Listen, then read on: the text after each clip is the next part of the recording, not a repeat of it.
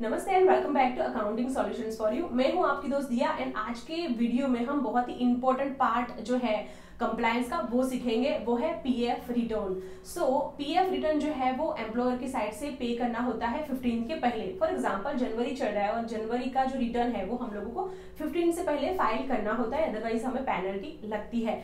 सो हमने ये टॉपिक के 2 पार्ट बनाए हुए हैं। पार्ट 1 में हम देखेंगे कि हम किस तरीके से एक्सेल शीट प्रिपेयर करेंगे एंड बाकी की जो प्रोसेस है वो पार्ट 2 में देखेंगे। सो बिफोर फाइलिंग रिटर्न आपके पास 5 चीजें होनी चाहिए। Number 1 KYC details. आपको आपके रिसोर्सेज की जो भी नए ज्वाइन हुए हैं उनकी केवाईसी डिटेल्स आपके पास पूरी होनी चाहिए। आप स्क्रीन पे देख सकते हो, ये पूरी डिटेल्स आप आपके पास रखिए और पूरे अपडेट कीजिए अपने पीएफ के पोर्टल पे। सेकंड चीज है वो पीएफ के कैलकुलेशंस। हम लोगों को कितना पीएफ का पेमेंट करना है वर्सेस हमारे सैलरी में कितना है वो आपको चेक करना है। थर्ड नंबर है एग्जिट एम्प्लॉइज। अगर कोई भी रिसोर्सेज जो है वो लास्ट मंथ में एग्जिट हुए हैं तो आपको चेक करना है कि आपने उनको एग्जिट किया है या नहीं किया हुआ है। फोर्थ नंबर है आपको यूएएन जनरेट करना है। कोई भी नया रिसोर्स ज्वाइन हुआ है तो आपको उनका यूएएन जनरेट करना है। अगर आपके रिसोर्स के पास ऑलरेडी यूएएन नंबर है तो आपको उनको पीएफ के पोर्टल पे अपडेट करना पड़ेगा, तो ये चीज भी आपको करके रखनी है। फिफ्थ नंबर है कि हमारे रिसोर्सेज कितने हैं वो देखने के लिए आपको पीएफ के पोर्टल पे एक्टिव एम्प्लॉइज का लिस्ट डाउनलोड करना पड़ेगा और देखना पड़ेगा कि एक्टिव एम्प्लॉय का लिस्ट जो है वो पीएफ के पोर्टल पे कितना है वर्सेस हमारी सैलरी में कितने लोग हैं जिनका हम लोगों को पीएफ का रिटर्न फाइल करना है। वैसे हम स्टेप बाय स्टेप देखेंगे कि ये पूरी प्रोसेस हमें किस तरीके से करनी है। हमने PF, ESIC, labour law, PT के रिलेटेड या फिर कोई भी कंप्लायंस के रिलेटेड हर एक वीडियोस बनाए हुए हैं। अगर आपको देखना है तो आप विजिट जरूर करना चैनल पे और सब्सक्राइब जरूर करना। सो आइए शुरू करते हैं हमारा आज का वीडियो। पीएफ रिटर्न फाइल करने के लिए सबसे पहला स्टेप रहता है कि आपको पीएफ के कैलकुलेशंस करने हैं जो हमारे बेसिक प्लस डीए पे कैलकुलेट होते हैं। सो यहाँ पे हमने सैलरी स्टेटमेंट को मेंटेन किया हुआ है, यहाँ पे आप देख सकते हो। सो हो सकता है तो आप क्या कीजिए कि एक सैलरी स्टेटमेंट में पूरा डेटा एम्प्लॉय का मैनेज कीजिए, जिसमें उनकी बेसिक डिटेल्स मतलब उनकी पर्सनल डिटेल्स, अटेंडेंस वो पर्टिकुलर मंथ का, इसके बाद में वर्किंग डेज, ग्रॉस सैलरी उनकी क्या है, उनके कैलकुलेशंस, एडवांसेस एंड एवरीथिंग एक ही सैलरी स्टेटमेंट में आप मेंटेन कीजिए। यहाँ पे हम इस तरीके से मैनेज करते हैं। इसके बाद में सैलरी स्लिप और समरी भी हम देते हैं ताकि डिपार्टमेंट वाइज हमें पता चले कि कितनी सैलरी होती है और साथ ही हम पीएफ के कैलकुलेशंस भी करके रखते हैं। सो ये आपको सैलरी स्टेटमेंट चाहिए तो आप डाउनलोड कर सकते हो डिस्क्रिप्शन से, बट आप इस तरीके से डेटा मैनेज कीजिए। तो यहाँ पे नंबर 1 है कि पीएफ के कैलकुलेशन। सो कंपनीज में क्या है कि 15,000 का एक कैप लगाया हुआ है गवर्नमेंट के रूल के हिसाब से। आप ज्यादा भी डिडक्ट कर सकते हो, मतलब कि जो 15,000 into 12% is equal to 1800 rupees होते हैं वही हम इतने ही अमाउंट डिडक्ट करते हैं, इससे ज्यादा हम नहीं करते हैं। यहाँ पे हमारे सैलरी स्टेटमेंट में डीए नहीं होता है, सो हम बेसिक पे ही पूरे कैलकुलेशंस करते हैं। अगर आप यहाँ पे देखोगे तो ये जो बेसिक सैलरी है वो 30,000 है, बट हमें 15,000 ही कंसिडर करना है बिकॉज हम 1800 से ज्यादा किसी का भी पीएफ जो है वो डिडक्ट नहीं करते हैं।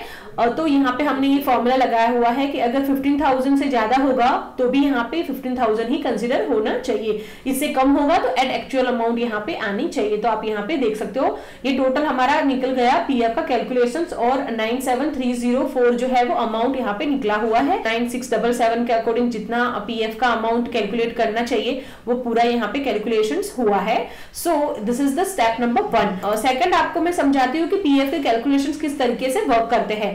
सो ये डेटा निकाला हमने फर्स्ट स्टेप नंबर 1 में। यहाँ पे हम 97,304 को यहाँ पे पीएफ के कैलकुलेशंस में डालेंगे। सो इसको आप एक बार अच्छे से समझ लीजिए कि ये वर्क कैसे करता है। सो टोटल जो पीएफ के कैलकुलेशंस एम्प्लॉयर को पे करने रहते हैं, बेसिकली एम्प्लॉय के 12% और बाकी के जो एम्प्लॉयर के जो रहते हैं मतलब कंपनी 13% पे करती है। फर्स्ट वाला जो है एम्प्लॉय कंट्रीब्यूशन 12%, सो यहाँ पे वो 12% आएगा, मतलब 97,304 पे यहाँ पे 12% डायरेक्टली डिवाइड होगा।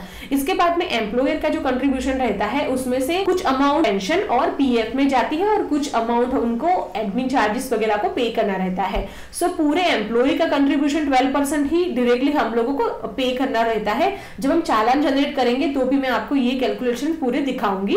इसके बाद में एम्प्लॉयर के कंट्रीब्यूशन में से 3.67% जो है वो ईपीएफ में जाते हैं और इसके अमाउंट जो है वो यहाँ पे आपको दिखेगी। 8.33% पेंशन में जाएगी, मतलब कि एम्प्लॉय पेंशन स्कीम जो है उसमें जाएगी, और 0.5% ईडीएलआई को और 0.5% जो है वो एडमिन चार्जेस को यहाँ पे जाएंगे। तो यहाँ पे एम्प्लॉय के कंट्रीब्यूशन जो रहते हैं वो 13% रहते हैं, 0.5 EDLI एंड एडमिन चार्जेस को पे करने रहते हैं। सो टोटल मिला के हम लोगों को 25% पीएफ को पे करना रहता है। यहाँ पे एक चीज का ध्यान रखें कि ये पूरे कैलकुलेशंस हमने निकाले, इसके ऊपर ही ये पूरे टोटल कैलकुलेशंस होते हैं। अभी मान देते हैं कि यहाँ पे जो एडमिन चार्जेस है वो जून 2018 से 500 रुपीज हो गए हैं, मिनिमम आपको 500 तो पे करने ही करने हैं। अगर आप यहाँ पे देखोगे तो हमारी जो ये अमाउंट है वो 487 हुई है, बट यहाँ पे हमें मिनिमम 500 तो पे करने ही है। सो हम क्या करेंगे, यहाँ पे 500 रुपीज कर देंगे। सो ये टोटल हमारा जो टोटल पेबल बनता है पीएफ का वो है 24,339। ये हमें चालान को जनरेट करना है। तो ये पूरे कैलकुलेशंस आप इस तरीके से करिए। इसके बाद में स्टेप नंबर 2 है कि आपको पीएफ के पोर्टल पे एक्टिव रिसोर्स जो है उनका आपको लिस्ट डाउनलोड करना है। इसके लिए हम यूनिफाइड पोर्टल पे आएंगे और यहाँ पे हमारे एम्प्लॉयर का लॉगिन आईडी डाल के फिर हम लोग साइन इन करेंगे। यहाँ पे हम लोग क्या करेंगे, हम जाएंगे डैशबोर्ड में, यहाँ पे एक्टिव मेंबर का लिस्ट है वो डाउनलोड करेंगे और यहाँ पे आपको दिखेगा एक्सपोर्ट टू एक्सेल, यहाँ पे हम क्लिक करेंगे और यहाँ हमारी जो फाइल है उसको डाउनलोड करेंगे। सो ये जो हमारे रिसोर्स है वो एक्टिव है हमारे पीएफ के पोर्टल पे। आपको वेरीफाई करना है यहाँ पे कि हमारे सैलरी स्टेटमेंट वर्सेस हमारे एक्टिव रिसोर्स कितने हैं। अगर कोई एम्प्लॉय लेफ्ट हो चुका है और हमने एग्जिट मार्क नहीं किया है तो आपको पहले एग्जिट मार्क भी कर देना है, और अगर आपका सैलरी स्टेटमेंट में कोई नया ज्वाइन हुआ है तो भी आपको उसको ऐड कर देना है। ये पूरी चीजें आपको पहले करनी है। इसके 1 by 1 सब वीडियोस हमने बनाए हुए हैं, आपको लिंक डिस्क्रिप्शन से मिल जाएगी। सो इस तरीके से पहले आपको salary statement versus active employee का लिस्ट डाउनलोड करके चेक कर लेना है कितने रिसोर्स है। तो ये हमारा स्टेप नंबर 2 है। फिर इसके बाद में स्टेप नंबर 3 हमारा है, वो है हम लोगों को जो एक्सेल की शीट है जो चालान जनरेट करने के लिए हमें लगेगी उसको डाउनलोड करना है। तो इसके लिए हम लोगों को क्या करना है, पेमेंट्स में जाना है और यहाँ पे ECR रिटर्न फाइलिंग पे क्लिक करना है और यहाँ पे ECR अपलोड पे क्लिक करेंगे और यहाँ पे एक ऑप्शन है डाउनलोड ECR फाइल, यहाँ पे हम क्लिक करेंगे, मंथ सिलेक्ट करेंगे, जो मंथ का आपको फाइल करना है वो। सो यहाँ पे हम लोग कर रहे हैं जान का फाइल, तो यहाँ पे हम जान करेंगे। जान का रिटर्न हम 15 फेब के पहले करते हैं, तो आपको ये चीज ध्यान रखनी है। फाइल टाइप यहाँ पे है, यहाँ पे 2 ऑप्शन है, ECR एंड एरियर। सो यहाँ पे हम ECR करेंगे क्योंकि हम मंथली जो रिटर्न फाइल करते हैं रेगुलरली वही कर रहे हैं। एरियर आपको तभी डाउनलोड करना है कि समझ लो हमने ये पूरे रिटर्न फाइल किए बट आपसे कोई एम्प्लॉय छूट गया है या फिर कोई किसी का इंक्रीमेंट आया है और आपको उनका पीएफ का रिटर्न फाइल करना है, तो फिर आपको एरियर सिलेक्ट करके फिर डाउनलोड करना है। एरियर किस तरीके से पे करना है उसका भी वीडियो है, आपको डिस्क्रिप्शन से लिंक मिल जाएगा। सो ये ECR हम सिलेक्ट करेंगे और हम क्या करेंगे, ECR फाइल डाउनलोड करेंगे। एक्सेल शीट डाउनलोड की है, वहां पे आपको यूएएन नंबर एंड मेंबर के नेम, रिसोर्स के जो नेम है वो आपको दिख जाएंगे। आई होप आपके पास पूरा डेटा होगा, कौन सी सैलरी, कौन सा बेसिक और ग्रॉस सैलरी, एवरीथिंग आपके पास होगा। तो हम ये क्विकली ये पूरी जो डिटेल्स है उसको फिल करेंगे। ये डिटेल्स में क्या फिल करना है वो हम पहले देखते हैं। सो एक फॉर्मेट है वो मैंने आपके लिए रेडी किया है ताकि आप अच्छे से समझ सको। सबसे पहले UAN number and member name आपको ऑलरेडी मिल चुके हैं। इसके बाद में यहाँ पे आपको ग्रॉस वेजेस डालना है। बहुत सारे लोग ग्रॉस वेजेस में गलती करते हैं, ग्रॉस की जगह पे नेट वेजेस डालते हैं। सो डिडक्शंस के पहले वाला जो अमाउंट रहता है उसको हम ग्रॉस वेजेस कहते हैं। सो ये ग्रॉस वेजेस आपको यहाँ पे देना है, जैसे पीएफ, ESIC बाकी का डिडक्शन करते हो और नेट पे यहाँ पे आपको नहीं देना है, ग्रॉस पे ही देना है। सो ये उनका ग्रॉस वेजेस है। इसके बाद में EPF वेजेस, EPF में क्या आएगा, बेसिक प्लस DA जो रहेगा वो यहाँ पे आपको देना है।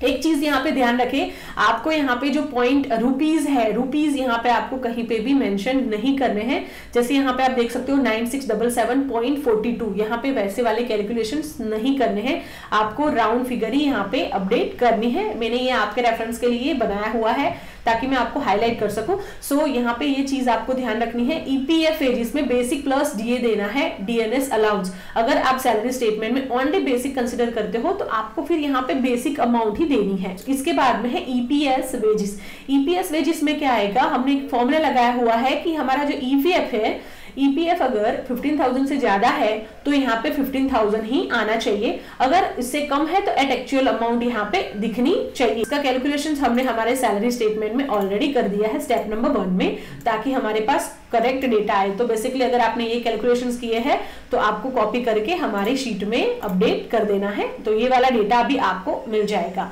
So this is called EPS wages. इसके बाद में है ईडीएलआई वेजेस। ईडीएलआई जो है वो ईपीएस का ही सेम अमाउंट यहाँ पे देना है। तो यहाँ पे कैलकुलेशंस में EPF is equal to EDLI wages ही आएगा।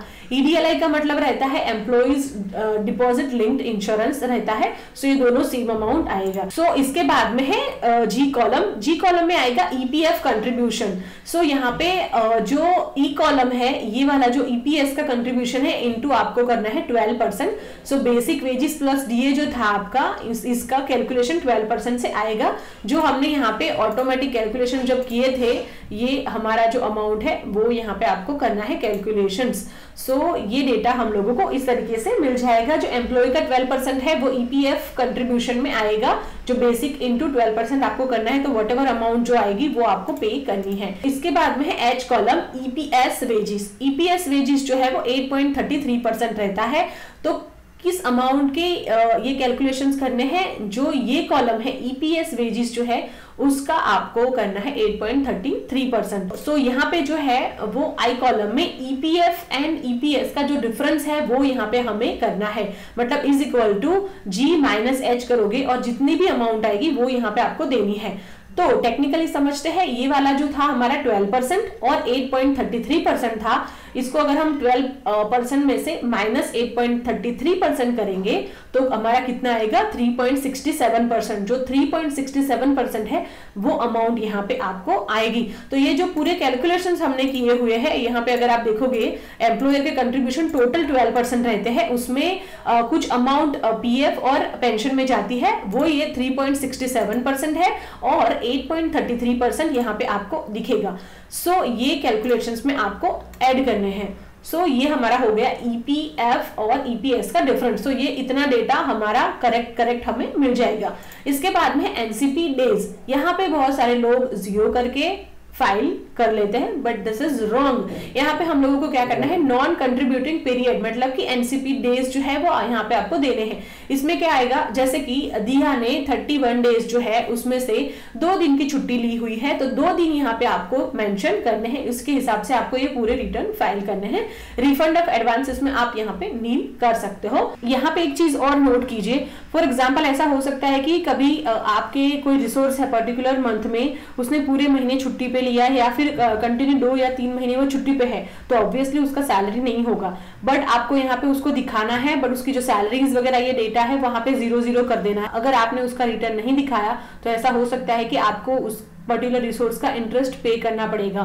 सो मेक श्योर कीजिए कि ऐसे छोटी छोटी चीजों का भी आपको रिटर्न भरते टाइम ध्यान रखना है। अगर आपको कुछ कह रहे थे तो आप कमेंट कर सकते हो और इंस्टाग्राम पे जरूर फॉलो करके आप मुझे वहां पे भी मैसेज कर सकते हो। सो इस हिसाब से आपको ये पूरा रिटर्न फाइलिंग करना है। सो ये जो शीट है वो मैंने ऑलरेडी बनाई हुई है, इसमें फॉर्मूला वगैरह सब अपडेटेड है। अगर आपको चाहिए तो लिंक डिस्क्रिप्शन में है, वैसे ये सिंपल ही आप खुद से ये मेंटेन कर सकते हो। आपको यहाँ पे ग्रॉस वेजेस और ईपीएफ वेजेस ये दोनों ही कॉलम में अपडेट करनी है डेटा को, बाकी पूरा कैलकुलेशन है वो ऑटोमेटिक हो जाएगा। सो इस तरीके से आपको एक्सेल शीट प्रिपेयर करनी है। आज के पार्ट 1 में हम ये सीखेंगे और पार्ट 2 में हम बाकी की जो बची हुई प्रोसेस है वो देखेंगे और साथ ही इंपॉर्टेंट इंस्ट्रक्शंस है वो आपको हम पार्ट 2 में भी देंगे। अगर आपको पार्ट 2 देखना है तो आपको डिस्क्रिप्शन से भी मिलेगा और ऊपर आई बटन पे क्लिक करके भी आप देख सकते हो। वीडियो अच्छा लगा हो और थोड़ी भी हेल्प मिली हो तो प्लीज वीडियो को लाइक जरूर करना और कमेंट बॉक्स में जाके एटलीस्ट गुड जरूर लिखना हमारे मोटिवेशन के लिए। मिलते हैं हमारे पार्ट 2 में, तब तक सीखते रहिए, सिखाते रहिए। Happy learning. Thank you.